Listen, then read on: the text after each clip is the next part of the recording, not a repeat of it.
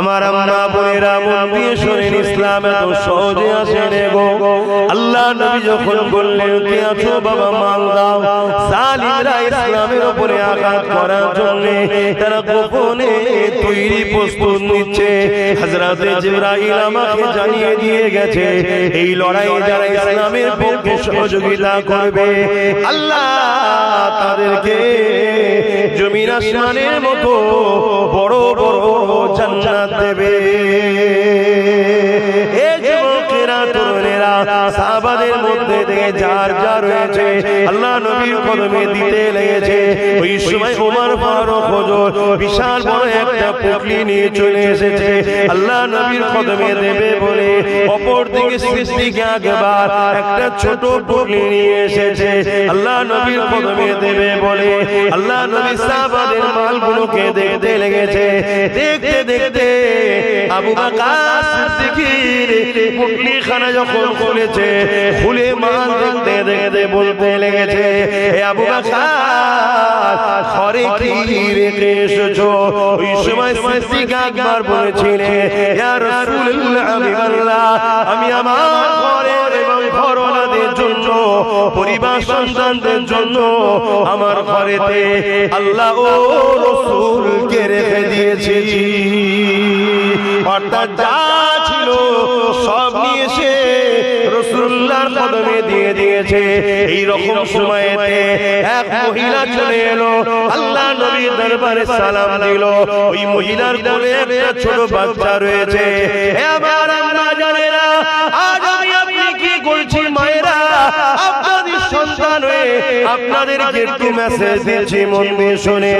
আমার বোনেরা, আপনাদের ভাই হয়ে আপনাদেরকে বলছি একটু শোনো, দুনিয়া থেকে একটু শিক্ষা না এমন ভয়ানক দিন আসবে এই সমাজের হাজারো পশুরা আপনাদেরকে লুচে লুচে খাবে।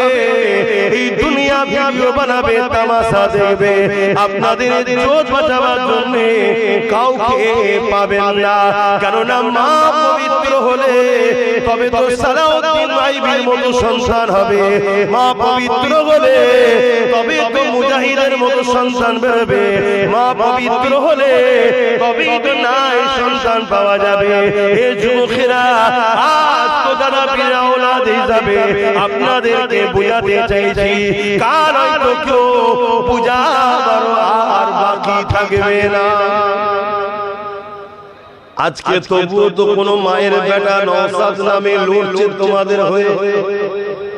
কালকে এটাও থাকবে না যদি তোমরা না জাগো। শুনছো? আর যদি জাগো, হাজারো নওশাদ তৈরি ওই নওশাদই করে দিয়ে যাবে। শুনছেন? আর নওশাদের কথা বললাম, অসুবিধা নেই না? ফতোয়ায় অসুবিধা নেই তো? বাকি কার অসুবিধা উনি আমি চিন্তা করি না, আমি ফতোয়ার কথা জিজ্ঞেস করছি। হ্যাঁ, কথা ঠিকই, যার অসুবিধা সে বাড়ি থেকে শুনে ঠিকই বলে, বুঝি বলে। যাক, ছেলেগুলো আমার ভাই আমার জাগছে, তার আলহামদুলিল্লাহ। আর এই জাগাচ্ছি বলেই তো অনেকের রাগ হচ্ছে আমাদের উপরে না, যে বেশ ঘুম পড়িয়ে রেখেছিলাম ৭৯ বছর ধরে, এরা হঠাৎ করে নেতা হবার স্বপ্ন দেখলো। এতদিন ছিল আমাদের কর্মচারী, কখনো এই কোম্পানিতে, কখনো এই কোম্পানিতে, কখনো ও কোম্পানিতে কর্মচারী। কি হঠাৎ করে এরা বলছে না ভাগ দিতে হবে, মালিক হবো, চেয়ার আমারও থাকবে, তাতে 10% হোক, কিন্তু আমি মালিক হব। এই স্বপ্ন হঠাৎ করে এদের মাথায় ঢুকালো কে? একটু আওয়াজ দেবেন কে ঢুকিয়েছে? তাহলে কম গাল আমায় খেতে হয় না, মনে রেখে দিয়ে। অবশ্য আমাকে পাই না তো, আমার ওই সাথে আলামিনটাকেই তুলে দেয়, মনে করো ওইটাই তোলার সাথে কবিতা পড়া শুরু করবে। কিন্তু কি হবে, কার কিছু হবে? কিন্তু আল্লাহ দিয়া মুখ না পাক করলি কি জবাব আল্লাহর কাছে দিতে হবে। আল্লাহ নবী দরবারে একজন মহিলা এসেছে, কোলে একটা বাচ্চা নিয়ে। ভাবো কত কষ্ট করে ইসলাম, এটা আল্লাহ নবীকে বলছেন হুজুর শুনলাম আপনি ইসলামের জন্য, ন্যায়ের জন্য, সত্যের জন্য, মানবতার জন্য, গরিবদের জন্য, মুসলিমদের জন্য, জালিমদের বিরুদ্ধে ডিফেন্সে নামার জন্য আপনি মাল সংগ্রহ করছেন। আল্লাহ নবী বললেন জি হ্যাঁ সংগ্রহ করছি। তো হুজুর আমি কিন্তু শরীক হতে এসেছি, কি দেবে? হুজুর আমার এই বাচ্চাটাকে দেবো। জোরে বলুন সুবহানাল্লাহ। মা শোনেন, আর আজকের মায়েরা কি বলছে? যাসনি, আব্বাস সিদ্দিকীর সঙ্গে যাসনি, জেল হয়ে যাবে, কেস হয়ে যাবে, কি বলছে না বলেন, কাজ বন্ধ হয়ে যাবে। মা কিয়ামতের দিন ওই ছেলেই জাহান্নামের কারণ হবে না তো তোমার? কি বলছি শুনছেন তো?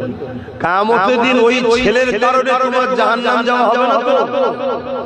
কেন কিয়ামতের দিন অনেক বাপ মা জাহান্নামে যাবে, নিজে ভালো কাজ করেছে, কিন্তু বীজখানে ছেলে এসে দাঁড়িয়ে যাবে, আল্লাহ আমি পাপ করার পিছনে আমার বাপ মার হাত রয়েছে, আমার বাপ মাকে ন্যায়ের পথে যেতে দিত না, নাই কাজ করতে দিত না, আল্লাহ আমি একা কেন যাব, এদেরকে আমার সাথে দেন। আল্লাহ বলবে ফেরেশতা আমার বান্দা সত্য বলছে, ওই সন্তানের সাথে তাদের বাপ মাকেও জাহান্নামে যাবে। শুনছেন? অথচ ইতিহাসের পাতায় আমরা দেখেছি, আপনারাও শুনেছেন, বদরের ময়দানে যখন সাহাবারা চলে যায়, ওই সময় আমার রাসূলুল্লাহ ছোট ছোট সাহাবা, একজনের নাম মাস আর একজনের নাম মুআদ, এই দুই ভাই ঘরে এসেছে, এসে আম্মাকে জিজ্ঞাসা করতে লেগেছে, আম্মা মদিনার নববী শরীফের মসজিদে আল্লাহ নবীকে দেখতে পেলাম না, এবং নবী পাকের যুবক সাহাবাদেরকে দেখতে পেলাম না। আম্মা জান কোটি কত মুরব্বি সাহাবারা মদিনার নববী শরীফে রয়েছে, আম্মা জান আল্লাহ নবী কোথায় গেছে আপনি কি বলতে পারবেন? আমার রাসূলুল্লাহ সাহাবারা কোথায় গেছে আপনি কি বলতে পারবেন? ওই সময় মা চোখ ভরা পানি নিয়ে বলছে, বাবা ছেলে রে, ওই সন্ত্রাস জালিম আবু জেহেল যে মক্কা জমিন আল্লাহ নবীকে কত জুলুম করেছে, মক্কা ছেড়ে দিয়ে নবী আমার ইয়াসরিবে চলে এসেছিল, কিন্তু মক্কা থেকে আবু জেহেল 1000 সৈন্য নিয়ে মদিনার উপরে হামলা করবে বলে আগে এসেছে। এই জন্য রাসূলুল্লাহ তিনার যুবক সাহাবাদেরকে নিয়ে মদিনার উপরে যাতে হামলা না করে দেয়, রাস্তায় তাদের সঙ্গে সুলহ করার জন্য, মীমাংসা করার জন্য, তাদেরকে রুখার জন্য আল্লাহ নবী যুবক সাহাবাদের নিয়ে গেছে। এই কথা শোনার সাথে আল্লাহ নবীর ওই দুটো ছোট ছোট সাহাবা হযরতে মাআদ আর মুআদ তখন বলেছিলাম, মাআদ বড়দের শুনেছিল লড়াইয়ের ময়দানে বড় বড় অস্ত্র থাকে, ঘোড়া থাকে, আমি আপনার কাছে ঘোড়া চাইছি না মা, মারে ছোট ছোট কি দুটো ছুরি পাওয়া যাবে না? মা জিজ্ঞাসা করতে লেগেছে কি করবে বাবা? ওই সময় বাচ্চা দুটো বলতে লেগেছে, মারে আল্লাহ নবীর দুশমন আবু জেহেলকে জনমের মতো দুনিয়া থেকে বিদায় করে দিতে চায়।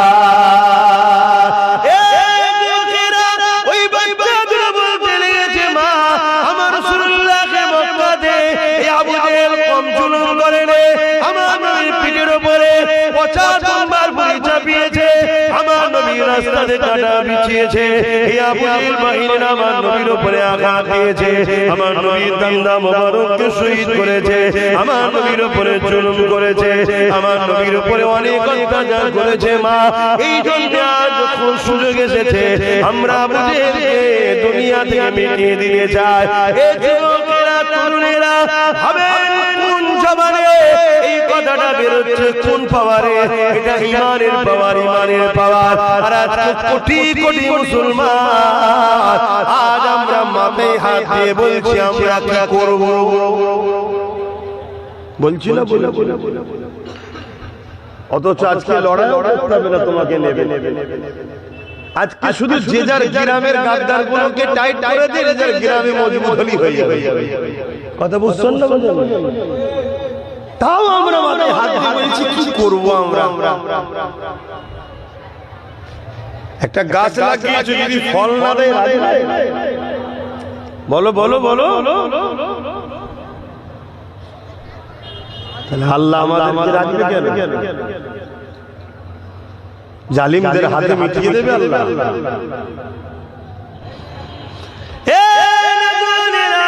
তোমার আমার মায়ের মতো সেই সাবিয়া ছিলেন না গো। আল্লাহ নবীর ওই সাবিয়া, মহিলা সাবিয়াটা যখন নিজের বাচ্চা দুটো সন্তানের মুখ থেকে আল্লাহ নবীর এই প্রেমের কথাটা শুনলো, ওই সময় নবী পাক সাবিয়াটা বলতে লাগলে, বাবা ছেলে রে, আজ মা হয়ে নিজেকে বড় ধন্য লাগছে যে এমন দুটো সন্তানকে পেতে ধরেছিল, যে সন্তান আল্লাহ নবীর জন্য নিজের জান ছুটিতে লাগাতে দিয়েছে। জড়াইয়ের ময়দান তো আর খেলা করার ময়দান নয়। বাবা ছেলে যাও, বাবা চলে যাও, বড় গর্বিত মা হিসাবে যাও, বাবা চলে যাও, চলে যাও, রাসূলুল্লাহ দুশমনের বিরুদ্ধে লড়াই করতে চলে যাও বাবা।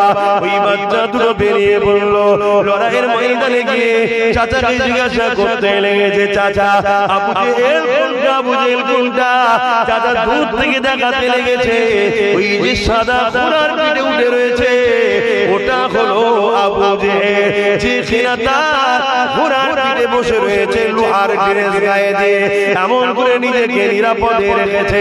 এই বাচ্চা দুটো সুযোগ খুঁজতে লেগেছে, চারিদিকে ঘোড়া ছুটতে লেগেছে। এই বাচ্চা দুটো সুযোগ খুঁজতে খুঁজতে কোনোভাবে যখন পারছে না, কেন আবু জেহেল ঘোড়া থেকে নামছে না, বাচ্চা দুটোর মাথার মধ্যে বুদ্ধি এসে গেল। ঘোড়ার পায়েতে ছোট ছুরির আঘাত দিয়েছে, ঘোড়া জমিনে যে লুটিয়ে গেছে, আবু জেহেল যে জমিনের উপরে পড়ে গেছে, তার উপরে আঘাত দিয়ে শুরু করেছে। আঘাতের উপরে আঘাত দিতে লেগেছে, আবু জেহেলের ছেলে দেখতে পেয়ে গেছে, আগিয়ে এসে তরবারের আঘাত দিয়েছে। এই দুই বাচ্চার মধ্যে থেকে একজনের হাতটা কেটে জমিনে পড়ে গেছে। কিন্তু এই দিকে অন্য সাহাবারা আগিয়ে এসে ওই বাচ্চা দুটোকে সাইডে সরিয়ে দিয়েছে। অনেক বড় কথা, লড়াই শেষ হয়ে গেল, আবু জেহেল জনমের মতো জাহান্নামে চলে গেল। আল্লাহ নবী সাহাবাদের নিয়ে বসে আলোচনা করতে লেগেছে। এই দুই বাচ্চা তারা অনেকটা ক্ষত বিক্ষত হয়ে রয়েছে, তার মধ্যে থেকে এক ভাইয়ের হাতটা পর্যন্ত কেটে গেছে। এই অবস্থায় দাঁড়িয়ে হাত কেটে গেছে, ওই যন্ত্রণার কথা খেয়াল করেনি। বাচ্চা দুটো আগিয়ে এসে দুই ভাইয়ের মধ্যে কম্পিটিশন শুরু হয়েছে। এক ভাই বলতে লেগেছে, ইয়া রাসূলুল্লাহ হাবিবাল্লাহ, আপনার দুশমনকে আমি মেরেছি। আর একজন বলতে লেগেছে, ইয়া রাসূলুল্লাহ হাবিবাল্লাহ, আপনার দুশমনকে আমি মেরেছি। এই কম্পিটিশন হতে লেগেছে। হযরত জিবরাইল চলে এসেছে, এসে জানিয়ে দিল, ইয়া রাসূলুল্লাহ হাবিবাল্লাহ, এই বাচ্চা দুটোকে জানিয়ে দেন আল্লাহ পাকের দরবারে আবু জেহেলকে জাহান্নামে পাঠানোর পিছনে এই দুটো বাচ্চারই হাত আছে। আল্লাহ দুজনকে কবুল করে নিয়েছে। আল্লাহ নবীর নজরটা পড়লো ওই বাচ্চা ছেলের হাতে দিকে, যার হাতটা কাটা রয়েছে। ওই বাচ্চাকে বলতে লাগলো, বাবা কি হয়েছে? হুজুর আমার হাতের উপরে আঘাত করেছে, হাত আমার কেটে গেছে। আল্লাহ নবী সাহাবাদেরকে বললে, যাও বাচ্চাটার হাতকে খুঁজে নিয়ে আসো। হাত থেকে খুঁজে নিয়ে এসে ওই হাতের গোড়ায় হাত লাগিয়ে দিয়ে আল্লাহ নবী হাতটা বুলিয়ে দিল। আরে সার্জারি তো 150 বছর হয়েছে, আমিনার লালের হাত বুলানোর সাথে সাথে আমার আল্লাহ ওই হাতকে চূড়া লাগিয়ে দিয়েছে। আরো জোরে বলুন সুবহান।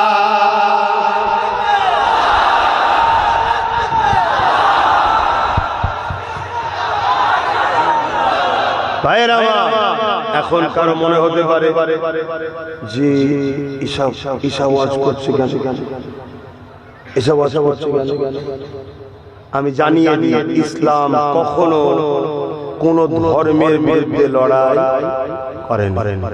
টোটাল ইসলামের ইতিহাসে একজনকেও দেখাতে পারলে যা শাস্তি দেবে মেনে নেবে।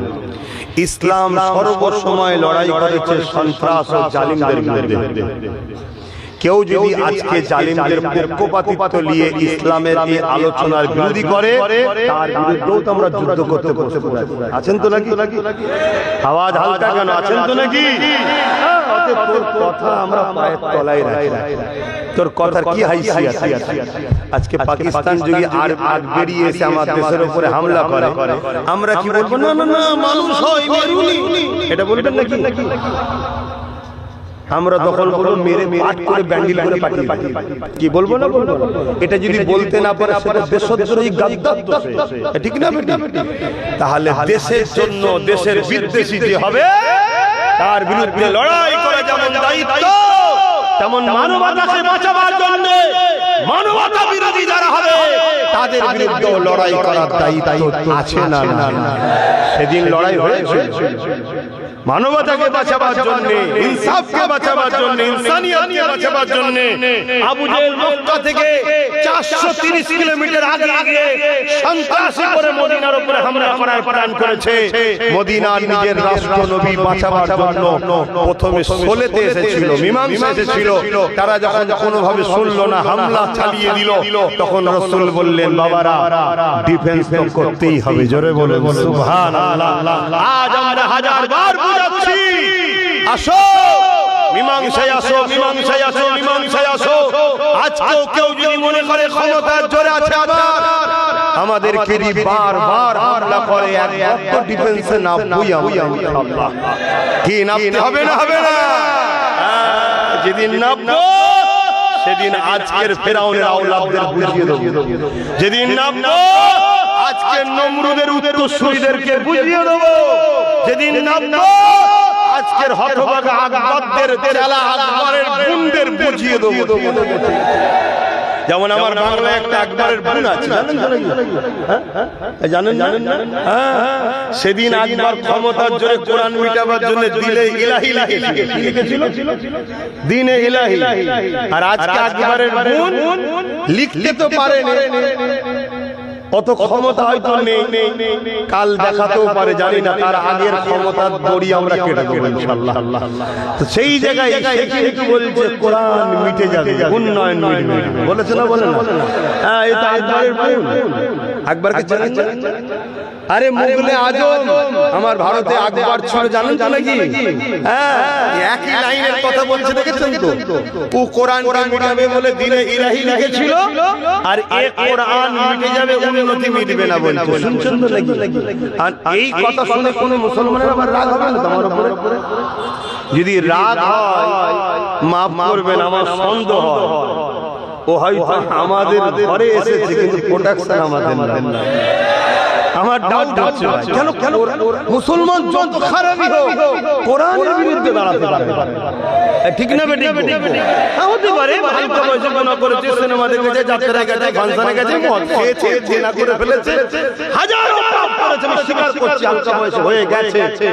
কিন্তু মুসলমানের খুন কোরআনের বিরুদ্ধে যেতে এটা বাস্তব কথা, কিন্তু ঠিক না বেটি? কোন মাতালকেও যদি যে বলা হয় পুরো মদ খেয়ে চলে একদম ভোর, হয়তো শুয়ে পাও দিকে বলছে আমি এখন বর্তমান ডোনাল্ড ট্রাম্প, হয়তো এই খবর দেখতেছে, তাকেও যদি বলা হয় এই কোরআনটা রাতে রাতে গিলাস মদ দেয়া হবে, সে মনে ওই অবস্থায় উঠে দাঁড়িয়ে মুখে লাথি মারবে। আমি কি ভুল বলছি? কেন ও ভুল খাচ্ছে ঠিকই, কিন্তু ও মুসলমানের খুন তার প্রমাণ দিচ্ছে।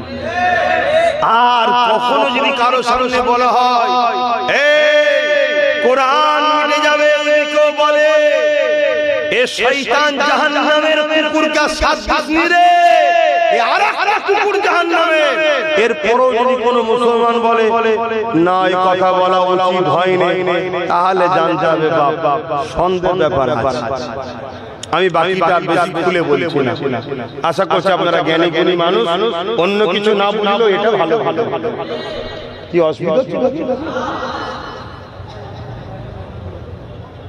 সে জেলা সাহেবই হোক না কেন রে বাবা, এই ক্যাটাগরিতে ধরে লাও।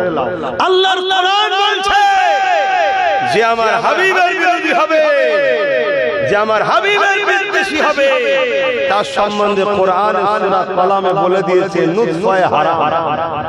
শুনছেন তো? হ্যাঁ, তাহলে অত টেনশন করছো কেন? আহা, কত কষ্ট করে এসেছে ইসলাম। হ্যাঁ, আমার মা, আমার বোনেরা, একটু বোঝে।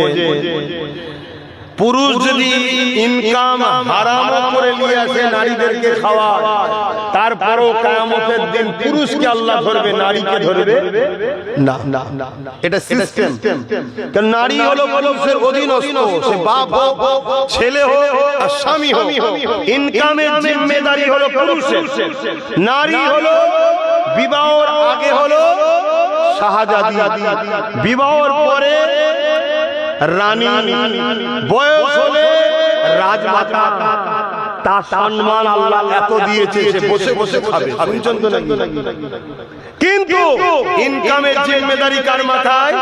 পুরুষে এসে ভ্যান চালিয়ে আনবি না মুঠে গিরে করবি, কি কষ্ট করে করবি, খাবার দায়িত্ব তোর।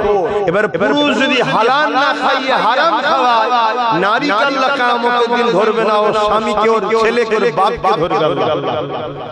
কিন্তু আমার মা বোনেরা, হারাম যে খায় তার দোয়া কবুল হয় না। আজকে বড় প্ল্যান করে আমাদের দোয়া যদি এদিক ওদিক হয়ে যেত, মায়েদের দোয়াটা তো কবুল হতো। বড় প্ল্যান করে শয়তানরা দেখুন সামান্য 1000-1500 টাকা মদ বিক্রি করার দিল, খা, এটা তোর ইনকাম, এটা কার ইনকাম? তার মানে ওই জায়গাটা শেষ করে দিল। কিন্তু আমরা বুঝবো, আমরা ভাবছি আমাদের দরদি যদি হতো তাহলে তোমার বাচ্চাকে আইএস বানাতো, আইপিএস বানাতো, জজ বানাতো, ডিএম বানাতো, ভিডিও বানাতো, তোমার বাচ্চাকে এডুকেশন দিত, চাকরি দিত, তবেই তোমার দরদি হতো। ভিক্ষা কখনো দরদিরা দেয় না। ভিক্ষা যে দেয় যায় সে তোমার দুশমন ছাড়া অন্য কিছু নয়। আজ এ জাতি এত ভিখারি কেন? হাত পাতলি পাই বলে দেয়। দিয়া বন্ধ করে দিক সবাই, দেখবে সব ভিখারি কমে যাবে। এত যাকাত দেওয়া হচ্ছে, ভিখারি কি কমছে? কথা বলে হাত পাতলি যখন পায়, সহজ কি রাস্তা আছে, হাঁটবো কেন? মনে রাখবেন, এখন একটা পরিকল্পনা হচ্ছে আমাদেরকে মিটিয়ে দিবা। তাই আমি আর একটু ওখানে আগে যাচ্ছি। আল্লাহ নবী বান্দিটাকে, আল্লাহ নবী ওই উম্মতিটাকে বলতে লাগলো, ওই মহিলাটা যে বাচ্চাটাকে কোলে করে নিয়ে বলতে লেগেছে, ইয়া রাসূলুল্লাহ, হাবিবাল্লাহ, আমি এই লড়াইয়ের জন্য এই বাচ্চাটাকে দান করতে এসেছি। একটু বলি না, কি অসুবিধা হচ্ছে?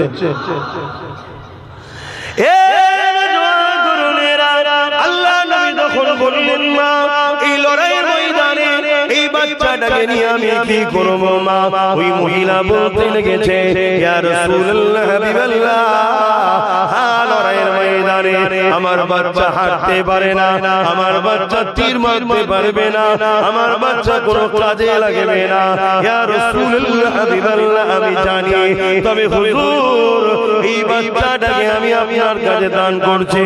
আমার সাহাবা ভাইদের অনেকের ঢালাই বা আপনার সামনেতে যখন তীর মারবে আপনার দিকে, এই বাচ্চাটাকে আপনি ঢাল হিসাবে ব্যবহার করবেন। ওই জালিমদের তীর আপনাকে না লেগে এই বাচ্চাকে লাগবে। ইয়া রাসূলুল্লাহ, হাবিবাল্লাহ, কাল কিয়ামতের ময়দানে আমি মা আল্লাহ পাকে শুকরিয়া আদায় করে বলবো, ও রব্বি আল্লাহ, আপনি আমাকে একটা সন্তান দিয়েছিলেন, ওই সন্তানটা নাই সত্য ইনসাফের জন্য আপনার হাবিবের কাছে আমি ঢাল হিসাবে দিয়ে দিয়েছিলাম। এর উসিলায় আমি নাজাতের আশা রাখবো। আল্লাহ নবী বড় খুশি হলেন, বাচ্চাটাকে কোলে নিয়ে আদর করে ওই মাকে দিয়ে বলতে লাগলেন, মহিলা রে, এই বাচ্চাটাকে লালন পালন করে বড় করো। আমি রাসূলুল্লাহ দোয়া করি এই বাচ্চা একদিন ইসলামের মুজাহিদ হবে। মা মায়ের প্রেম দেখিয়েছে, রাসূল রাহমাতুল লিল আলামিনের বৈশিষ্ট্য দেখিয়েছে। আর আজকে আমাদের মায়েরা কি করছে বলো? কেন সহজে আমরা ইসলাম পেয়েছি, সহজ আমাদের খেয়ালি আজকে চারিদিক দিয়ে ঝাঁপিয়ে পড়ে ইসলামের উপরে আঘাত করা চলছে।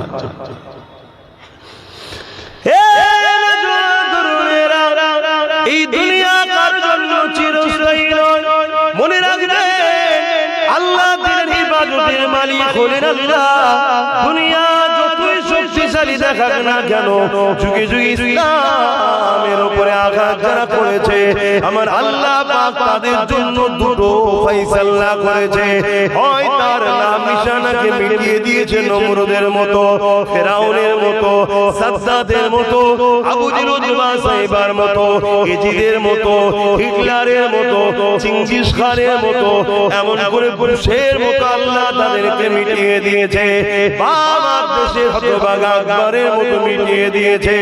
কিন্তু আর একটা ফয়সালা হলো, যারা ইসলামের বিরোধী করেছে, আমার আল্লাহ তাদেরকে ইসলামের খাদেম বানিয়ে দিয়েছে। ইসলামের বিরুদ্ধে যুগে যুগে মানুষ লেগেছে, আজও লাগছে। আল্লাহ ইসলামের হেফাজতের দায়িত্ব নিজে নিয়েছে। কিন্তু মনে রাখবেন আমাদের একটা তো কর্তব্য দায়িত্ব রয়েছে। এই দায়িত্ব যদি পালন না করতে পারি, আল্লাহ পাকের কাছে জবাবদিহি হতে হবে। যেমন ইসলামের বিরোধী করেছিল হযরত ফারুক আযম, তখন হযরতও ছিল না, ফারুকও ছিল না, আযমও ছিল না, শুধু নাম ছিল উমর, খাত্তাবের বেটা উমর। কিন্তু আমি এইভাবে বলতে পারবো না, আল্লাহ তাকে বিশাল শানওয়ালা করেছে হযরত উমর ফারুক হিসেবে বলবো। তিনি একদিন আবু জেহেলকে নাকে ডাকলো, ডেকে বলতে লেগেছে, উমর রে, আর মুহাম্মদ সাল্লাল্লাহু আলাইহি ওয়াসাল্লামের দিকে মানুষ দলে দলে দলে দলে বাড়তে লেগেছে। আজ মুহাম্মদ রাসূলুল্লাহর দিকে 39 জন ইমানের কলেমা পড়ে মুহাম্মদ রাসূলের দিকে চলে গেছে, তার দলের দিকে মানুষ যেতে লেগেছে। আমাদের ভয় হচ্ছে মুহাম্মদকে রুখা না যায়, তাহলে আমাদের সাম্রাজ্য মিটে যাবে। আমরা যে মানুষের মধ্যে ত্রাস তৈরি করেছি, আমরা যে মানুষের মধ্যে আতঙ্ক তৈরি করেছি, আমরা যে মানুষের মধ্যে রাজত্ব কায়েম করেছে, এটা মিটে যেতে পারে মুহাম্মদ রাসূলকে রুখা না যায়। আমি আবু জেহেল মনে করি এই উমর এই কাজ তুমি ছাড়া অন্য কেউ পারবে না। কেন আল্লাহ উমর ফারুককে এত ক্ষমতা দিয়েছিলেন। 25 বছর যখন বয়স ছিল, ওনার মোকাবেলায় দাঁড়াবার মতো কারো কোনো ক্ষমতা ছিল না। আবু জেহেল উমর ফারুককে বোঝাতে লাগলো। ওই সময় উমর ফারুককে আবু জেহেল বলতে লাগলো, 200 লাল উট দিয়ে ঘোড়া দেওয়া হবে, ইত্যাদি ইত্যাদি অনেক ধন দৌলত দেওয়া হবে। এই দিয়া দিবি কাজটা আজকে নতুন নয়, যেমন আজকে চলছে। কাউকে বলছে গাড়ি দেওয়া হবে, আলো দেওয়া হবে, গাড়ি বাড়ি দেওয়া হবে, চলছে তো নাকি? সেই দিনও চলতো, এটা নতুন নয়, যুগে যুগে চলে আসে। আর এটাই তো ঈমান পরীক্ষা। কেউ বিক্রি হচ্ছে আর কেউ জানকে বাজি লাগিয়ে লড়ে যাচ্ছে, এটাই হচ্ছে ব্যাপার। কাউকে মন্ত্রীর অফার দেওয়া হচ্ছে, 150 কোটি টাকার অফার দেওয়া হচ্ছে, সে বলছে না, আমি গাদ্দারের সাথে নাম লেখাতে পারবো না, আর আমার আল্লাহর কাছে মুখ দেখাতে। এটা ঈমান। আবার কেউ বিক্রি হয়ে গেছে, কি করে? আবু জেহেল উমর ফারুককে অনেক কিছু দিবে বলে উমর ফারুক রাজি হয়ে গেল। ঘোড়ার পিঠে উঠে তরোয়ালকে উলঙ্গ বার করে ফেললো। মিয়াম থেকে তরোয়ালকে বার করে রওনা দিয়ে যাচ্ছে। রাস্তাতে এক ব্যক্তির সঙ্গে দেখা হয়। তিনি বলতে লেগেছে, উমর এত দ্রুত কোথায় যেতে লেগেছো? হযরত উমর ফারুক বলতে লেগেছে, আমি আল্লাহর বেটা মুহাম্মদ সাল্লাল্লাহু আলাইহি ওয়াসাল্লাম ঘর থেকে কল্লাকে জুদা করতে যাচ্ছে। কেন যাচ্ছ? কি করেছে? তিনি তো কাউকে কখনো আঘাত দেয় না, কারো সম্পদ মেরে নেয় না, কারো সঙ্গে ঝগড়া করে না, কারো সঙ্গে মিথ্যাচার করে না, কারো ক্ষতি চাই না, উপরন্তু তিনি শান্তির কথা বলে, মানবতার কথা বলে, ইনসাফের কথা বলে, ইনসানিয়াতের কথা বলে, প্রেমের কথা বলে, নারীদের অধিকারের কথা বলে, খোদার্থকে খানা খাওয়াতে বলে, বস্ত্রহীনকে বস্ত্র দিতে বলে, প্রেমের কথা বলে, মানব বন্ধনের কথা বলে, ঐক্যের কথা বলে। হে ওমর, কেন তাকে মারতে যাচ্ছ? ওমর বলছো তো কথা জানি না, আজকে যাব আমি শুনছি নাকি 39 জন তার হাতে হাত দিয়েছে, 40 আর হতে দেব না। কালকে সূর্য উঠবে, মুহাম্মদ রাসূল আর উঠবে না। হায় হায় হায় হায়, কি কথা! এ যুবকেরা তরুণেরা ওই সময় ওই পথচারী মানুষ বলতে লেগেছে, হে ওমর, মুহাম্মদ রাসূলের কাছে যাবার আগে তুমি তোমার বোন বুনাইয়ের কাছে আগে যাও। কেন যাব? তোমার বোন বুনাই ঈমানের কালেমা পড়ে মুহাম্মাদের দলে চলে গেছে। আরো জোরে বলুন সুবহান। তো অনেক বড় কথা, ওইদিকে আমি যাচ্ছি না। তোমার ফারুক হুজুর কি বলছে? 39 থেকে 40 দেব না। এদিকে আমার আল্লাহ পাক বলে, ফেরেশতা রে, উমরকে রুকুনি, উমরকে যেতে দাও। উমর বলেছে 39 থেকে 40 হতে দেবে না। আর আমি আল্লাহ উমরকে 40 নম্বর মুসলমান বানাবো।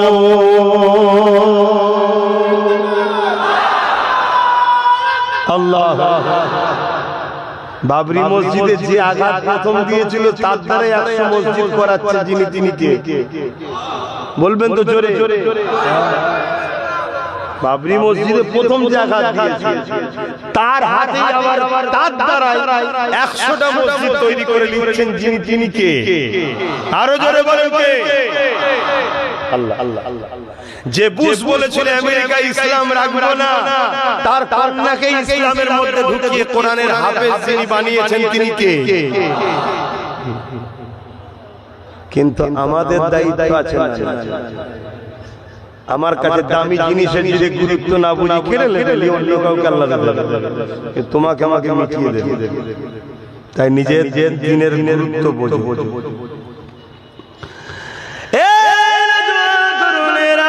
হযরত ওমর ফারুক রাদিয়াল্লাহু তাআলা এমন সময় তিনি রওনা দিয়ে দিলেন। ওমর ফারুক হুজুর যাওয়ার পরে আমার রাসূলুল্লাহ যে ঘরের মধ্যে রয়েছে, এই ঘরে দরজার করে আঘাত দিল। ঘরের মধ্যে 39 জন সাহাবাদের নিয়ে আল্লাহ নবী দ্বীনের মেসেজ শোনাচ্ছে, দ্বীনের কথা শেখাতে লেগেছে। ওমর ফারুক দরজার করে আঘাত দিয়েছে। ভেতর থেকে এক সাহাবী আওয়াজ দিয়ে বলছে, কে?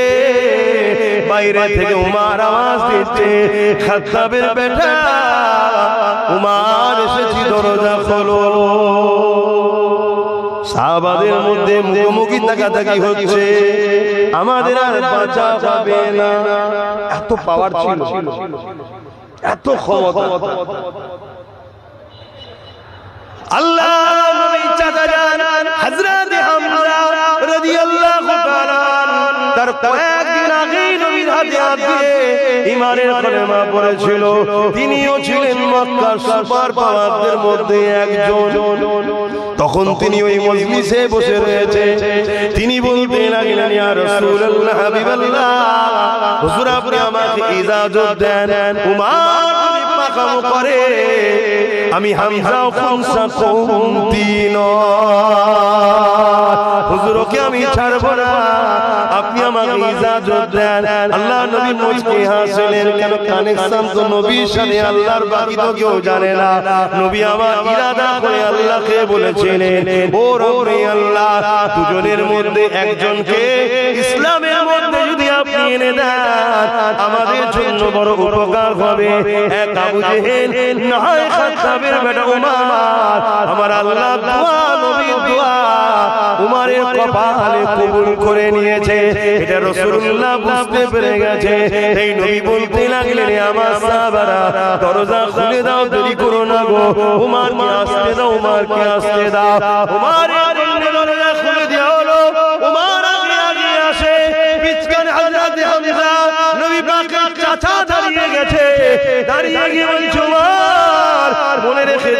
হামজাও কমতি নয়, তুমিও যদি পালোয়ান হও আমিও কোনো কমতি নয়।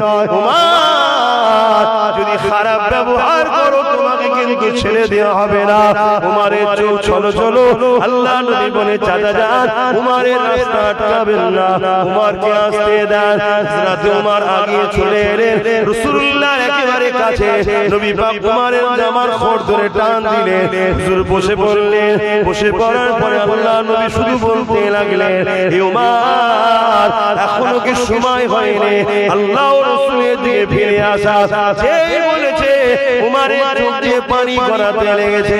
ইয়া রাসূলুল্লাহ, ইয়া হাবিবাল্লাহ, হুজুর আপনি আমাকে ক্ষমা করে দেন, আমি উমারের তরোয়াল নিয়ে বেরিয়েছিলাম আপনার পথ থেকে কল্লাকে আলাদা করব বলে, কিন্তু আজকে উমার আপনার কদমে একটু জায়গা চাইছে। বাকি যতদিন বাঁচবো ইয়া রাসূলুল্লাহ আপনার গোলাম হয়ে পাহারাদার হয়ে থাকতে চাই।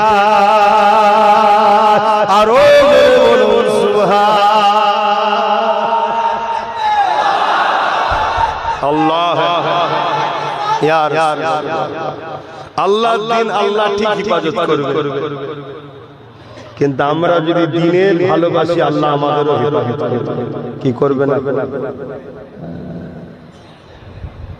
আথে বাপ ভাইরা বোঝো আমাদেরও কিছু দায়িত্ব।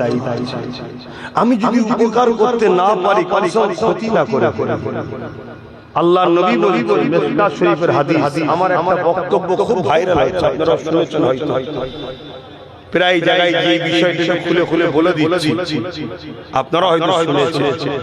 কেন আমার বিষয় যখন ছড়াচ্ছে আমাকেই তো বলতে হবে নাকি? একটা প্রচার করা হচ্ছে, কি একটা ছোট্ট ক্লিপ, আবার ওই বক্তব্যটাকে কোন একজন মুরব্বির সাথে সেটিং করে, বয়োজ্যেষ্ঠ বুজুর্গের সাথে সেটিং করে। আমি বলেছি বিজেপি কে একই বলে, আমি বলেছি টিএমসি কে ভোট দেওয়া হারাম, আর তিনি বলেছেন দেওয়া চলবে।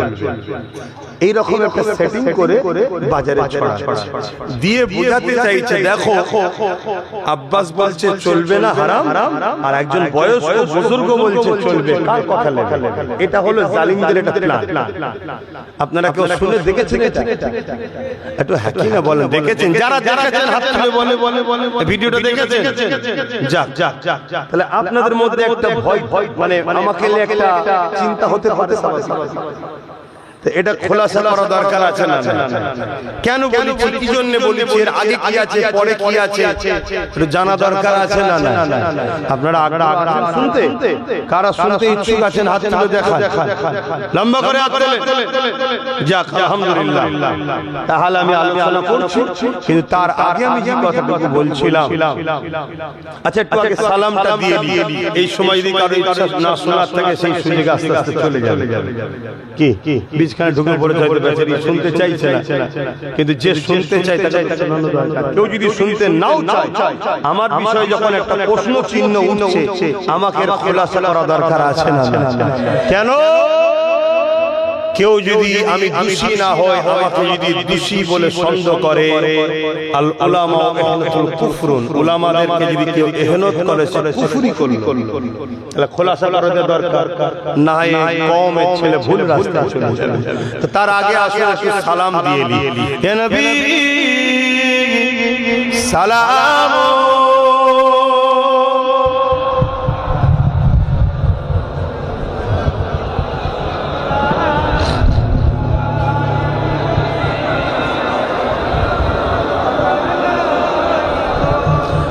يا الله عليك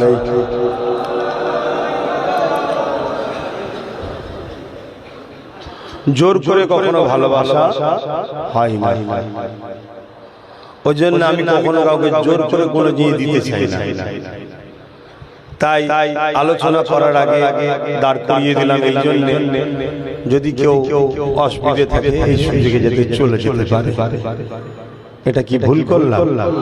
কেন জোর করে মানুষকে দিয়ে কি লাভ? ঠিক না?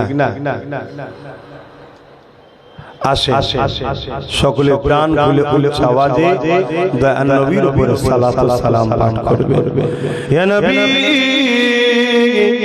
সালাম ইয়া রাসূল ইয়া হাবিব সালাম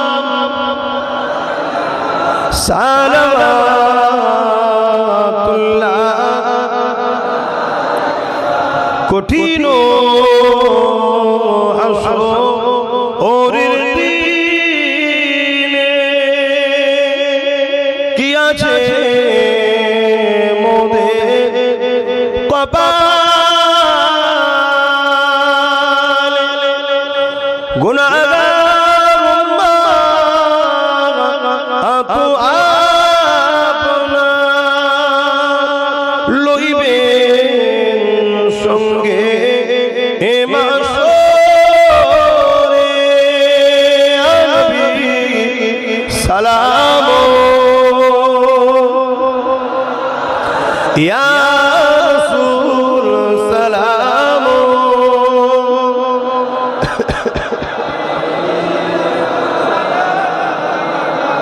সালাম জিবরাইল দিলে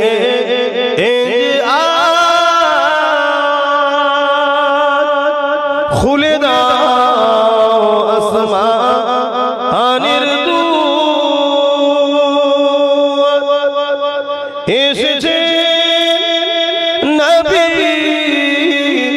ঈদের সরদার করিতে আল্লাহ আরো দিদার নবী সালাম ইয়া রাসূল সালাম ইয়া হাবিব সালাম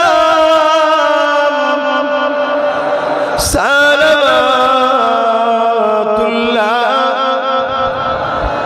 সকলে বসে বিকামালিহি কাসাবাত তুজা বিজামালিহি হাসানাত জামিউ সালিহি সাল্লু আলাইহি ওয়া আলিহি আল্লাহুম্মা সাল্লি আলা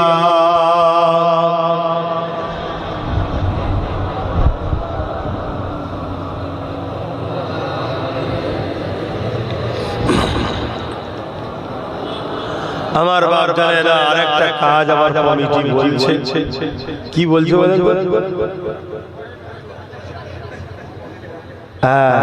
এই ভাইটা ভালো বলছে বাকি গুলো হ্যাঁ হ্যাঁ নাকি দাও দাও দেরি করছে পকড় হাত একটু ধরে দিও যাচ্ছে চল যাও জেনে গেছে একটু পকড়ে হাত হাই হয় एक मैं नहीं उन पर कुर्बान ज़माना है बोलून ना सुभान अल्लाह आरो जोरे बोले एक मैं नहीं उन पर कुर्बान ज़माना है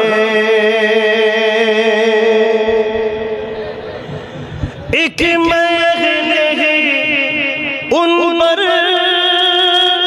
कुर्बान ज़माना है कि मैंने उन पर कुर्बान ज़माना है जो रब दो आलम का जो रब दो आलम का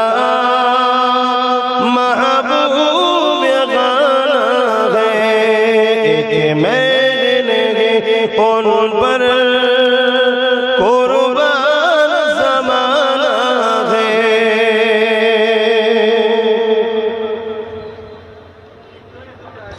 कल्पुल से जिसने हमें खुद ही लगाना है कल्पुल से जिसने हमें खुद ही झगड़ा कौ बाबा है हसन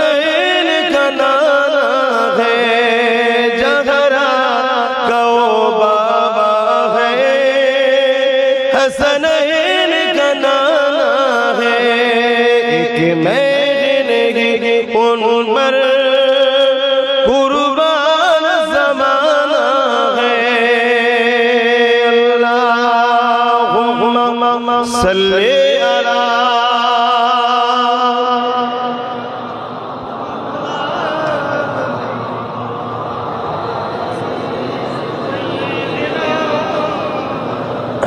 আমার বাপ জানেরা ভাইরা,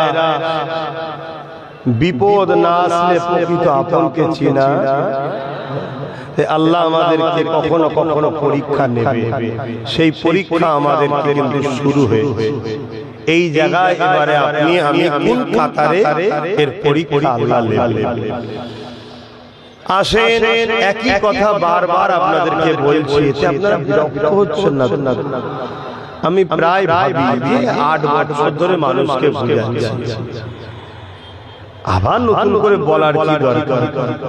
হয়তো মানুষ বিরক্ত হচ্ছে,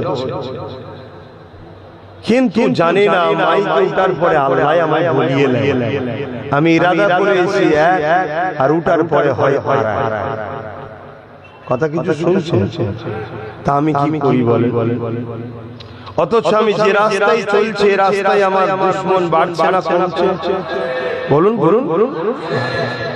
তারপরও কিন্তু সেই রাস্তাতেই আল্লাহ আমায় চালাচ্ছে, আলহামদুলিল্লাহ, অসুবিধা কিছু নেই। পুরো পৃথিবী দুশমন হয়ে গেল, আমার কোনো যায় আসে না, আল্লাহ আমার জন্য যথেষ্ট। আপনি ভাবতে পারেন যে কি বলছে, হ্যাঁ পুরো পৃথিবীও দুশমন হয়ে আমার কিছু করতে পারবে না, যেটা আমার আল্লাহ আমার তকদিরে লিখে রেখেছে সেইটাই। এটা ঈমান, এটা আপনাকে আকীদা রাখতে হবে। শুধু মনে রাখবেন, জুলুম করবেন না, জালিমের সাথে আল্লাহ নেই, মজলুমের সাথে আল্লাহ, গরীবের সাথে আল্লাহ, দুঃখীর সাথে আল্লাহ, অসহায়ের সাথে আল্লাহ আছে। জালিমের পক্ষে আল্লাহ না, সে জালিম যেই হোক তার সাথে আল্লাহ নেই। আর আল্লাহ যার সাথে নেই, দুদিনের থামস আপ ঢালার মতো হয়তো একটু গেজা উঠবে, কিন্তু কিছুক্ষণ পরে আবার ঠান্ডা। থামস আপ ঢেলে দেখেছেন? হ্যাঁ, বলবেন তো দেখেছেন? খান নাকি আপনারা? থামস আপ খাবার আগে একবার থামস আপ কিনে নিয়ে টয়লেট হবে, ধুয়ার পরে খাবে। যদি বলেন কেন? একবার টয়লেট পরিষ্কার করবেন থামস আপ দিয়ে, কেমন চকচকে পরিষ্কার হয় দেখবেন। তাহলে যে জিনিসটা অ্যাসিড দিয়ে কি বলে টয়লেট পরিষ্কার হচ্ছে, সেটা আপনি পেটে দিচ্ছেন, আপনার পেটটা কি হচ্ছে ভাববেন না? তখন দেখবেন আর খাবেন না।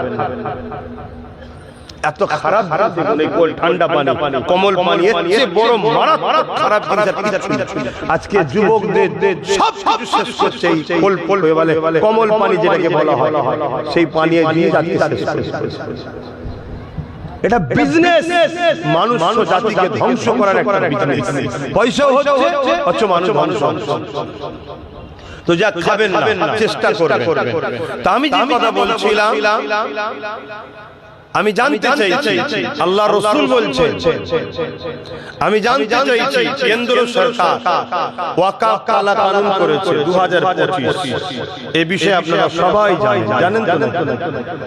সেই আইন এত মারাত্মক ভয়ঙ্কর আইন, যে আইনে আমার আপনার মসজিদ, কবরস্থান, ঈদগাহ, খানকা সব ধ্বংসের মুখে। অলরেডি বহু জায়গা বুলডোজার দিয়ে কবরকে প্লেন করে, মসজিদ ভেঙে, মাদ্রাসা ভেঙে শেষ করে দেওয়া হচ্ছে। পুরো দেশেও চলছে, আমার রাজ্যেও চলছে। আমি জানতে চাইছি, এই ওয়াকফ কালা কানুন এটা নাই না অন্যায়? সংবিধানের পক্ষে না বিরুদ্ধে? ইসলামের পক্ষে না বিরুদ্ধে? ইসলামের বিরুদ্ধে যদি কোনো শক্তি লাগে, সেই শক্তিকে আপনি সহযোগিতা করেন, তাহলে আপনি ইসলামের পক্ষে না বিরুদ্ধে? এই কালা কানুন তৈরি হয়েছে, আর সেই কানুনকে যদি আমার রাজ্য সরকার সাপোর্ট করে নেয়, অ্যাকসেপ্ট করে, আমার রাজ্য সরকারও ইসলামের পক্ষে না বিরুদ্ধে? আওয়াজ দিয়ে বলবেন। আল্লাহ বুঝা করেন তো? তাহলে হক কথা জবান খুলে বলবেন। এমনও হতে পারে আল্লাহ জবান দিয়েও অনেকের জবান কেড়ে নিয়েছে। এ সমাজে ঘটে না? অতএব আর কি করতে বসেনি, আর পেটে জ্বালাতে এসেছি। খুব ভালো করে বোঝেন, হাতের 5টা আঙ্গুল যেমন সমান নয়, পরিবারের 5টা ছেলেও সমান নয়। মুরগির পেটে অনেক কটা ডিম দেওয়া হয়, সব কটা বাচ্চা হয় না, একটা দুটো ঘোলা হয়ে যায়। কথা বুঝে আসছে তো না? তো সেই জায়গাতে কেন্দ্র সরকারও যেটা করছে সংবিধান বিরোধী এবং ইসলাম বিরোধী, আর সেই সংবিধান ও ইসলাম বিরোধী আইনকে আমার রাজ্য সরকার যখন সাপোর্ট করে, তাহলে সেও ইসলাম বিরোধী সংবিধান বিরোধী, ঠিক তো নাকি? এবারে রাজ্য সরকার তার ভাইপোকে বাঁচাবার জন্য আমার মসজিদকে বলি দেবে, আমার মাদ্রাসাকে কুরবানি করবে, ওটা আমরা মেনে নেব কেন? ঠিক তো নাকি? এটা আমরা মানতে যাব। কারকে বাঁচাবার জন্য আর আমার মসজিদ মাদ্রাসাকে কুরবানি দেবে, এটা মেনে নেওয়া যেতে পারে? তাহলে রাসূল পাক সাল্লাল্লাহু আলাইহি ওয়াসাল্লামের হাদিস, মুসলিম শরীফ কিতাবের নাম, হাদিসের কিতাবের নাম মুসলিম শরীফ, এতগুলো ক্যামেরা রেকর্ড হচ্ছে। আমি কয়েক জায়গায় চ্যালেঞ্জ দিয়েছি, আমার যদি কথা ভুল হয় তাহলে শাসক তো তোমাদের পক্ষে আছে, পুলিশও তোমাদের সাথে আছে, তা বলে সবাই নয়, কিছু মানবতা প্রেমিক পুলিশ আছে, তাদেরকে শ্রদ্ধা সম্মান করা, এটা নাগরিক হিসেবে দায়িত্ব করি। তো যাই হোক, পাওয়ার তখন তোমাদের হাতে।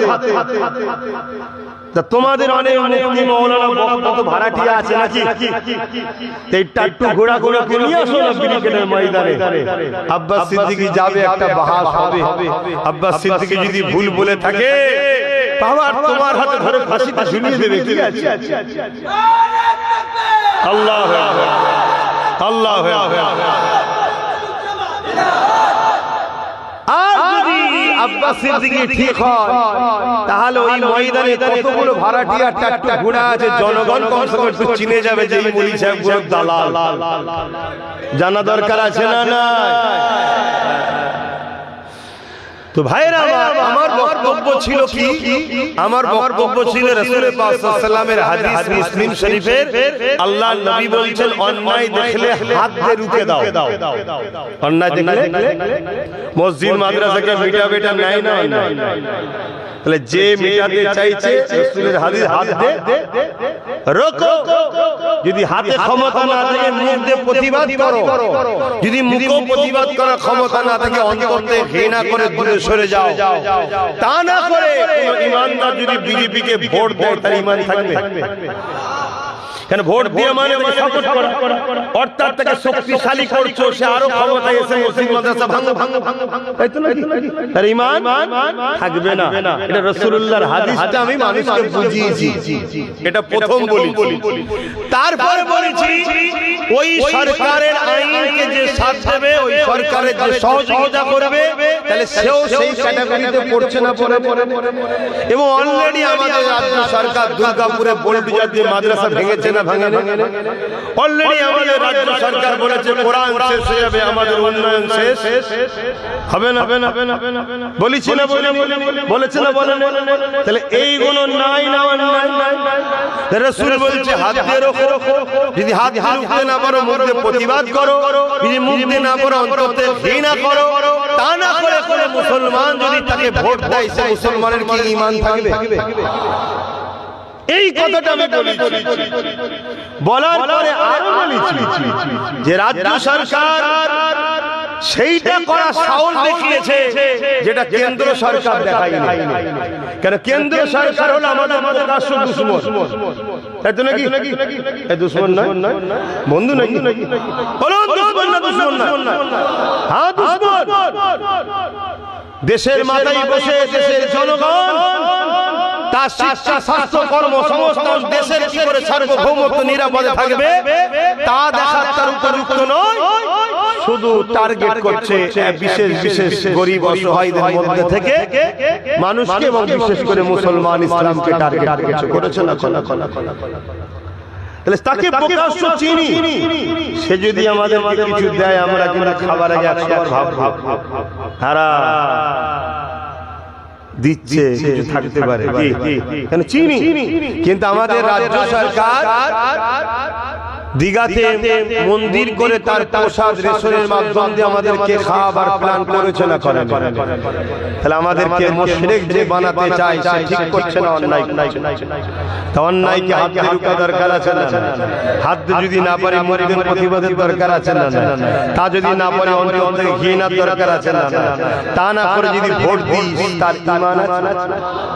আমি এইটা বুঝিয়েছি, বুঝাবার পরে আবার বলি, যদি তোমরা মনে করো যে একে দরকার, তাহলে একে প্রথম ক্ষমা চাইতে বলো। কি বলেছি? একে ক্ষমা চাইতে বলো যে আমার ওখানে বলা ভুল হয়েছে। এখন কেউ যদি বলে ও সিএম, ও ক্ষমা চাইবে কেন? তো সিএম কে আমার জুতোর তলায় রাখি আমি। শুনছেন তো নাকি? আমার ধর্মের উপরে যে আঘাত দেয় সিএম হোক আর পিএম হোক, জুতোর তলায় রাখি তাকে। তোর কাছে সম্মানিত হতে পারে, এই অধিকার তাকে কে দিয়েছে? আমার ধর্মের উপরে আঘাত দেবে, সে মানে আলাদা বিষয়, আঘাত দেওয়ার অধিকার তার নেই। সে মনে করতে পারে যে আমার হাতে সব রয়েছে বলে আমি যা পূজা করলে পারে। রাত্রিরে বুকের ব্যথা হবে, বুকটা ধরে দাঁড়ে দাঁড়া আসার আগে চোখ চেয়ে রয়ে যাবে, অন্য জায়গাতে জানে চলে যাবে। কথা বুঝে আসছে না? এই জিন্দেগির উপরে মায়া করো না, এই জিন্দেগিটাই হলো ধোঁকা। মায়া আল্লাহ দ্বীনের উপরে করো, আল্লাহর উপরে ভরসা করো। অতএব যদি ক্ষমা চায় তাহলে ভাবা যেতে পারে, ঠিক তো নাকি? তবে কিন্তু ভাববো একটা শর্ত। কি শর্ত? চেয়ারের একটা পায়া দিতে হবে, চেয়ারে পায়া দিতে হবে, নচেত আবার ক্ষমা চেয়ে ফিরে এসে আরো গন্ডগোল করতে পারে। ঠিক তো নাকি? এই কথাগুলো বলা আমার কওমকে, আমার জাতিকে দরকার আছে না? এখন এই কথা বললে যদি তোমাদের কারো মনে হয় যে হুজুর সবই ঠিক আছে, জলসাতে বলছেন কেন? কারো মনে যদি জাগে, আমি তাকে বলবো, তোর কি কখনো মনে হয় না ও রাজনীতির নামে তো ধর্মে বিরোধী করছে? তাহলে জানতে হবে তোর গন্ডগোল পুরাই আছে। তোর আমারটা ভুল লেগেছে, ওটা ভুল লাগে না। কথা মাথায় ঢুকছে না? ঢুকে নেই। অতএব কার গন্ডগোল কার ঠিক আগামী দিন সব প্রকাশ হয়ে যাবে। এক কথা বুঝে আসছে? সেই দিন আসছে, আল্লাহ পাক আমাদের হেফাজত করছে, ফারাক হয়ে যাবে, দিয়াল উঠে যাবে। কিন্তু একটা কথা মনে রেখে দিও, লড়াইয়ের ময়দানে যাই না আলাদা কথা, চুপ আছে, কিন্তু ময়দান থেকে কেউ যদি হাফ রাস্তায় ফিরে চলে আসে তার তওবা কিন্তু মাফ হয় না।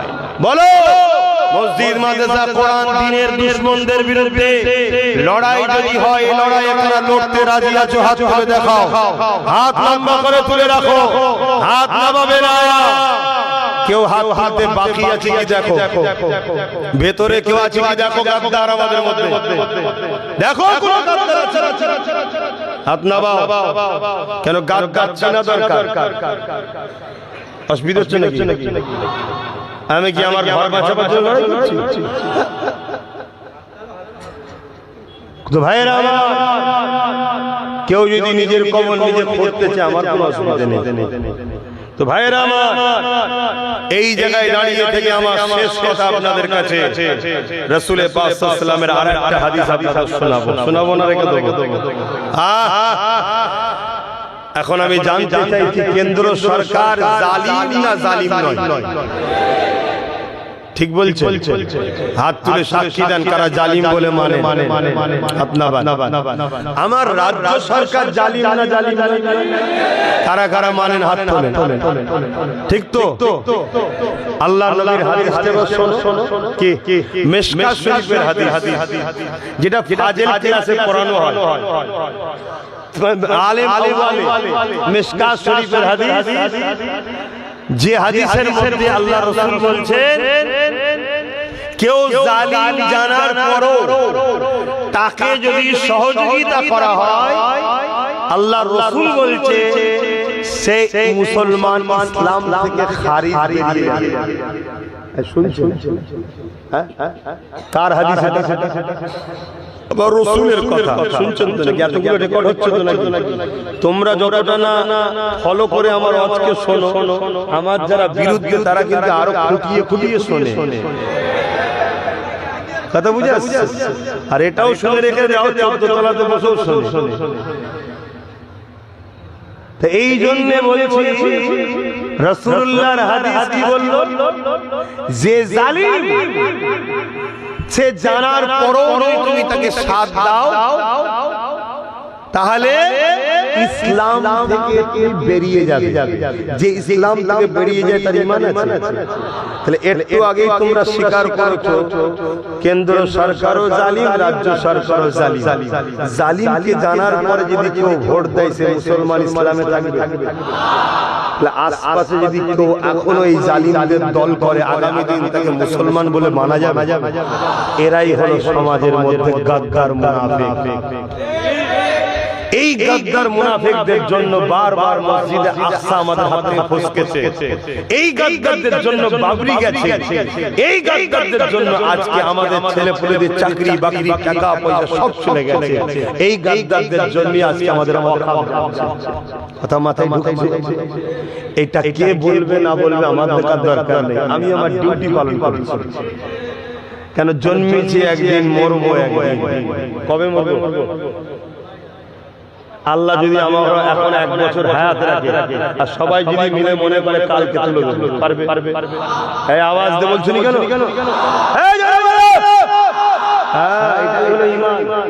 আর আল্লাহ যদি বলে কালকে নেবো, সবাই মিলে যদি বলে পরশুদিন নেবো, আমাকে একদিন বাঁচতে পারবে?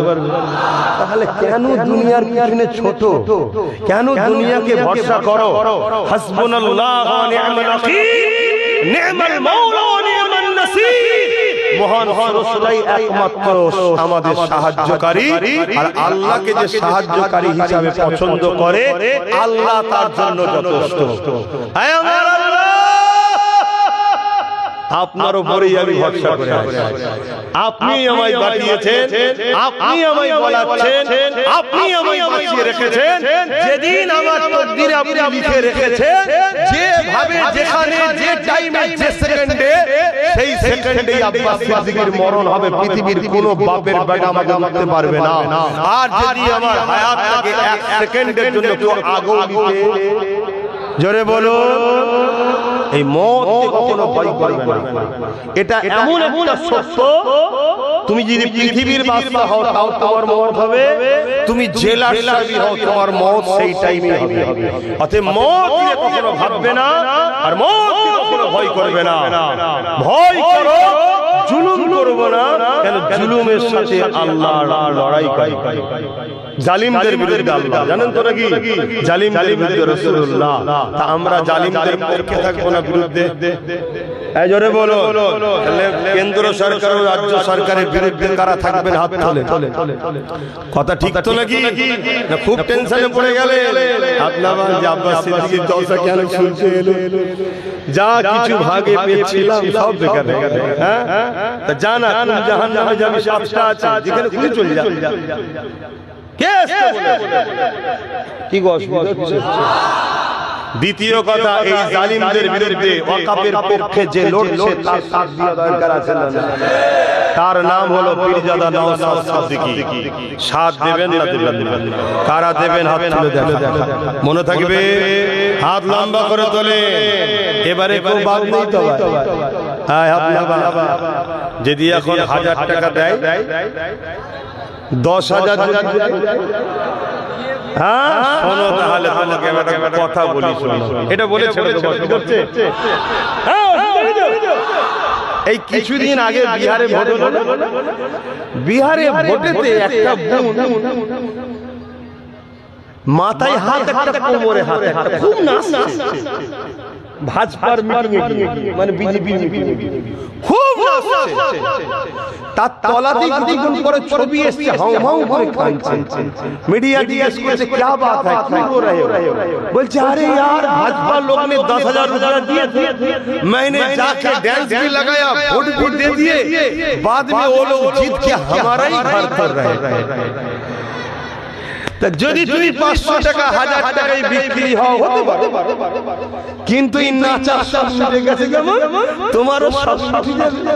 আর আমার ইমাম ভাইরা, হতে পারে চাপে পড়ে 5,000ও মাইনে হয়ে যেতে পারে, যা 2 মাসের জন্য 5,000 করে দিবিতে দিকে যা, চাপে পড়ে।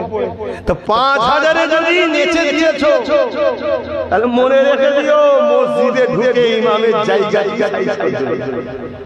সেই দিন আসছে। ভালো চাও, ওই যে মুরব্বি বসে আছে দেখছো, 4টে পা চেয়ারে, একটা দরকার আছে আমাদের, তাই তো নাকি? এখন আবার কারো মধ্যে হচ্ছে না তো এরকম জলসাই ডাইরেক্ট হচ্ছে, আর লজ্জা করে কিছু লাভ নেই, সব গালমাই মিটে গেছে, আর লজ্জা করা কোনো ব্যাপার নেই। এখন আর কেউ বলতে পারবে না হুজুর ছেলে সব বলবে কেন, সব এখন মিলামিলি হয়ে গেছে, কাতার ভাগ হয়ে গেছে, কি হয়েছে না? তুমি যদি এই ক্ষমতার পাওয়ারে কলমের জোরে মসজিদ মাদ্রাসার বিরোধী করো, চাকরি বাকরির কথা না ভেবে, তাহলে আমারও দায়িত্ব, তুমি আমার ধর্মে যখন হাত দিয়েছো আমার উচিত তোমার রাজনীতিতে হাত দেওয়া। তবেই তো তুমি জানবে যে হুজুর মানুষ সব কি করছে, তখন আমি বলবো তুমি তোমার জায়গায় ফিরে যাও, আমি আমার জায়গায় ফিরে যাব, তখন এসে বলবো আল্লাহ আল্লাহ আল্লাহ আল্লাহ, তখন এটা শুরু কি? আর তুমি আমার পাতের মাছের মাথাটা তুলে নিয়েছো, আমি তো তোমার থালি করে নেব, কারণ আমাদের পাওয়ারে সবাই টিকে আছে বাংলা, ঠিক না বেটি?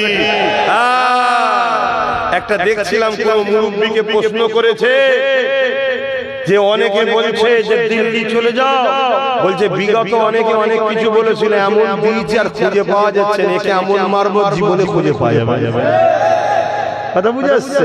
তো সেই জায়গায় আমার এই মেসেজ গুলো আপনাদেরও ছড়াবার দায়িত্ব আছে, রেকর্ড হয়েছে তো, ছড়াবেন, মানুষকে বুঝান, ঐক্যবদ্ধ হয়, যেখানে মতুয়া আছে মতুয়ারা দাঁড়াবে, আমরা মুসলমান করি 30% তাকে সাথ দেবো, যেখানে আদিবাসী ভাইয়েরা আছে আদিবাসী ভাইয়েরা দাঁড়াবে, আমরা করি 30% মুসলমান যেখানে আছে সাথ দেবো, আমরা যেখানে দলিত আছে এসসি এসটি আছে তারা দাঁড়াবে, আমরা মুসলমান তাকে সাথ দেবো, যেখানে আমরা মুসলমান 50% আছি আমরা দাঁড়াবো, তারা আমাদেরকে সাথ দেবে। এইভাবে গরিবদের এক হওয়া দরকার আছে না? বন্ধুত্ব করুন এসটিদের সাথে, এসসিদের সাথে, দলিত আদিবাসীদের সঙ্গে বন্ধুত্ব করুন, তাদেরকে বুঝান ভাই ভোটের সময়ে তুমি ভাই হও, ভোট মিটে গেলে তোমাকে অছুত বলা হয়, কথা বুঝে আসছে? এবং প্রত্যেকটা দপ্তর প্রত্যেকটা জায়গায় যারা এই এসসি এসটি ওবিসি আদিবাসী মতুয়া আছে মুসলিম আছে সবাই বিপদে আমরা আছি, আমাদের সবাইকে ঐক্যবদ্ধ হওয়া দরকার আছে না? তো যাক, আমি এই জায়গায় কথা শেষ করলাম। এখন শেষ কথা, আপনারা আমার কথাতে ভাষাতে ব্যবহারে কেউ কষ্ট পান না তো? তাহলে ব্রিকেট যদি করি কি খবর পেলে যাবেন? আবার এমন হতে পারে আমার ব্রিকেটকে ফিরে করার জন্য আগে দুটো ব্রিকেট করেও দিতে পারে, কিন্তু আমি এতটুকু জানি ইমানদার ইমানদারের জায়গায় যাবে, মুনাফিক মুনাফিকের জায়গায় যাবে, জালিম জালিমের জায়গায় যাবে, তাই তো নাকি? ঠিক বলছি তো? তবে একটু খোঁজ খবর রাখবেন। আর প্রতি শুক্রবার দিন আমি লাইভে বসি পিএবিএস ইউটিউব চ্যানেলে এবং পীরজাদা এমডি আব্বাস সিদ্দিকী পেজে, কয়েক সপ্তাহ বসতে পারিনি, গত জুম্মায় বসেছিলাম, গতকালকে আবার শুরু করেছি। আপনারা খেয়াল রাখবেন, সন্ধ্যে 7টা 7:30টার মধ্যে বসি, প্রশ্ন করবেন, উত্তর দেবো। আল্লাহুম্মা আমিন। আয় আল্লাহ, আমার আব্বাগুলোকে নিয়ে বসেছি, ভাইগুলোকে নিয়ে বসেছি, বোনগুলোকে নিয়ে বসেছি, মাগুলোকে নিয়ে বসেছি, ছোট ছোট বাচ্চাগুলোকে নিয়ে বসেছি। মালিক, দুনিয়া আখিরাতের কল্যাণের কথা আপনি বলেছেন। আপনি বলেছেন রব্বানা আতিনা ফিদ দুনিয়া হাসানা ওয়া ফিল আখিরাতি হাসানা ওয়া কিনা আযাবান নার। দুনিয়ার ভালাইয়ের জন্য বলেছেন দোয়া চাইতে, আখিরাতের ভালাইয়ের জন্য বলেছেন দোয়া চাইতে, আযাবে জাহান্নাম থেকে বাঁচার জন্য দোয়া চাইতে বলেছেন। আল্লাহ, দুনিয়ার ভালাইয়ের জন্য দুটো কথা আলোচনা করেছি, আখিরাতের জন্য দুটো কথা আলোচনা করেছি। জাহান্নাম থেকে বাঁচতে গেলে ঈমান দরকার, মুনাফিকি বেঈমানি না করা, এটাও আলোচনা করেছি। এই সব আলোচনা আপনি দয়াময় দয়া করে কবুল করে নেন। যদি কিছু ভুল হয়ে যায় মাফ করে দিন, রহমত করে মেহেরবানি করে সব যদি দেন, এই সওয়াব নূর নবী দয়াল নবী হায়াতুন নবী হুজুরের পাকে সবটুকু পৌঁছে দিন। হুজুরে আব্বা জান না জান পরিবার সাহাবা সাহাবিয়া চার পিরানে পীর হুজুরদের রুহের সব পৌঁছে দিন। খাস করে সুলতানে হিন্দ গরিবে নওয়াজ খাজা মঈনুদ্দিন আজমিরি হুজুরের পাকে সবটুকু পৌঁছে দিন। আল্লাহ পাক আমাদের পীর ও মুর্শিদ আওলাদে রাসূল জাবানার মুজাদ্দিদ দাদা হুজুর পীর কিবলার পাকে সবটুকু পৌঁছে দিন। দাদা পীরের পাঁচ কলিজার টুকরা খলিফা হুজুরদের রুহের সব পৌঁছে দিন। আয় আল্লাহ এই গ্রামে আপনি শান্তি দিন, এই এলাকায় আপনি রহমত দিন, শান্তি দিন। আল্লাহ আমার বাংলা জমিন আপনি শান্তি দিন, রহমত দিন। আল্লাহ আমার দেশের বুকে শান্তি দিন, রহমত দিন। বিশ্বে মুসলমানদের উপরে আপনি রহমত করুন, সাহায্য করুন। প্যালেস্টাইনবাসীর উপরে দয়া করুন, সাহায্য করুন। আল্লাহ হিন্দুস্তানের মুমিন মুসলমান নরনারীদের জান মাল ইমানের সুখী ইবাদত করো। আল্লাহ আমরা ভুল করেছি, ক্ষমা আপনি করে দিন। আপনি গফুর, আপনি গফফার। আল্লাহ আপনি আমাদেরকে একটা বার ক্ষমা করে সুযোগ দিন। আল্লাহ আল্লাহ আমাদের ভুল অনেকে ভেঙেছে, আল্লাহ যাদের ভাঙিনি ভাঙিয়ে আপনি দেন। আল্লাহ আল্লাহ একটা বার আমাদেরকে ক্ষমা করে দিন। আল্লাহ আল্লাহ আপনি আমাদেরকে নিজেদের পায়ে দাঁড়াবার তৌফিক দিন। আল্লাহ আয় আল্লাহ জানি জানি এই জমিনে আপনি একদিন হককে উঠিয়ে নেবেন, তবে মালিক আমাদের বাচ্চাদের কাছে হক রেখে যাবার তৌফিক আমাদেরকে দেন। আল্লাহ আয় আল্লাহ দয়াময় দয়া করে আমাদের প্রত্যেকের জীবনের গুনাহকে মাফ করে দিয়ে গান ফাংশন যাত্রা সিনেমা জুয়া ব্যভিচারী মদ শরাব সমস্ত বুরাই খারাপ থেকে দূরে রাখেন।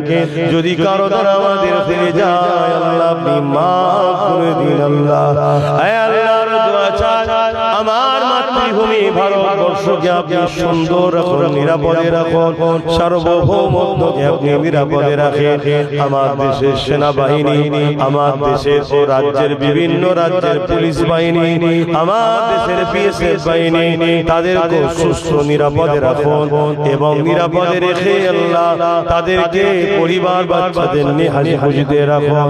আয় আল্লাহ আমার দেশের হিন্দু, আমার দেশের সংসার বাগদি দিলে মুচি মতুয়া এসসি এসটি ওবিসি সবাইকে নিরাপদে ভালো রাখুন। সবাই মালিক, আমরা মানুষ, সবাইকে আপনি সৃষ্টি করেছেন, সবাইকে সুন্দর রাখুন। সবার পরিবার বাচ্চাদের নিয়ে হাসি খুশিতে রাখুন। আয় আল্লাহ দয়াময় দোয়া করি আপনার কাছে ভিক্ষা চাই, আমার নলেজ সিরিকে আপনি কবুল করে নিন। ওই নলেজ সিরিতে যারা পড়াশোনা করছে তাদেরকে ভালো রেজাল্ট করার তৌফিক দিন, কামিয়াবি করুন, দেশ ও সমাজের গর্ব বানান। আল্লাহ আয় আল্লাহর দোয়া চাই দেশ ও রাজ্যকে জালিম হুকুমাতের হাতে হেফাজত করুন। আল্লাহর দোয়া চাই আমার ভাই নওশাদকে আপনি ন্যায় পরায়ণ করুন, সত্যবাদী করুন, মানুষের জন্য দেশের জন্য আল্লাহ তাকে রাজ ক্ষমতা দখল করার তৌফিক দিন। তার সাথীগুলোকে আপনি কবুল করুন। আয় আল্লাহ লোভ লালসা থেকে আমার কওমকে ফিরে আসার তৌফিক দিন। সামান্য পদের জন্য, সামান্য লোভের জন্য দুনিয়ায় আমরা ধ্বংস হতে চলেছি। আগামী দিন কোনো ভুল পদক্ষেপ যেন আমাদের না হয়ে যায়। আল্লাহ সেই তৌফিক আপনি আমাদেরকে দান করুন। আল্লাহ আপনি আমার আম্মা ভাই আল্লাহ আল্লাহ এই জিন্দেগি জীবন আপনি আমায় দিয়েছেন, সবটাই আপনার। যখন খুশি যেমন করে খুশি আপনি খরচ করবেন মালিক, আমার তো কিছুই নাই। তবে আপনি বলেছেন লা তাখনাতু মির রাহমাতিল্লাহ, আমার রহমত থেকে নিরাশ হইও না। তাই আপনার কাছে দোয়া চাই মালিক, আপনি আমার উপরে নারাজ হয়ে যাবেন না। আপনি আমার উপরে বেজার হয়ে যাবেন। এই যে হাজারো মানুষ এখানে যায়, এটা তো আপনার দয়া, আপনার হাবিবের গোলামির জন্য আপনি এনে জড়ো করেন। এদেরকে দুনিয়ায় শুধু কাছে পেয়েছি তা নয়, আখিরাতে যেন আমরা এইভাবে একসাথে জান্নাতেও যেতে পারি। আল্লাহ আল্লাহ এই ভিক্ষা আপনার কাছে রাখলাম, আপনি কবুল করেন। হাসবুনাল্লাহ ওয়া নি'মাল ওয়াকিল, নি'মাল মাওলা ওয়া নি'মান নাসির। হে আমার স্রষ্টা মালিক রব্বুল আলামিন, আপনি আমাকে সৃষ্টি করেছেন, আমি আপনার উপরে ভরসা করি, আপনি আমার জন্যই যথেষ্ট। আল্লাহ আপনার হাবিবের খাতিরে আপনি আমার জান মাল ইমান ইজ্জত হিফাজত করবেন, ইমানের সঙ্গে মরণ নসিব করবেন। দুনিয়ার কোন জালিমের কাছে মাথা নত যেন না করে ফেলি, লোভ লালসায় যেন না পড়ে যায়, ভুল ভ্রান্তি না করে ফেলি। মালিক দুনিয়া বড় কঠিন জায়গা। আল্লাহ আল্লাহ দুনিয়া দুনিয়া করে তোমায় যেন ভুলে না যায়। আল্লাহ তোমায় ভোলার আগে মরণ যেন হয়ে যায়। আল্লাহ তোমার হাবিবের থেকে দূরে যাওয়ার আগে আল্লাহ মরণ যেন হয়ে যায়। আল্লাহ তোমাকে তোমার হাবিব ছাড়া থাকতে যেন না হয়। আল্লাহ আমি তোমাকে তোমার হাবিব ছাড়া কিছুই চাই না। মালিক দুনিয়া জীবনে চলতে গিয়ে যেটা প্রয়োজন বলেছি, আল্লাহ যেটা ভালো হবে সেটা করবেন, তবে মালিক আপনাকে আপনার হাবিবকে কখনো যেন ভুলে না যায়। এ দোয়া আমার জন্য, আমার বাবা মা, পরিবার, বাচ্চা, স্ত্রী, আমাদের যতজন তুলেছে সবার জন্য, সবার আত্মীয় স্বজনের জন্য এই দোয়াকে আপনি কবুল করে নেন। আমিন আমিন আমিন আমিন। বারহাকাল মাদিলা ইলাহা ইল্লাল্লাহ মুহাম্মাদুর রাসূলুল্লাহ। আসসালামু আলাইকুম। আমি যাবো, আমায় যেতে দেবে?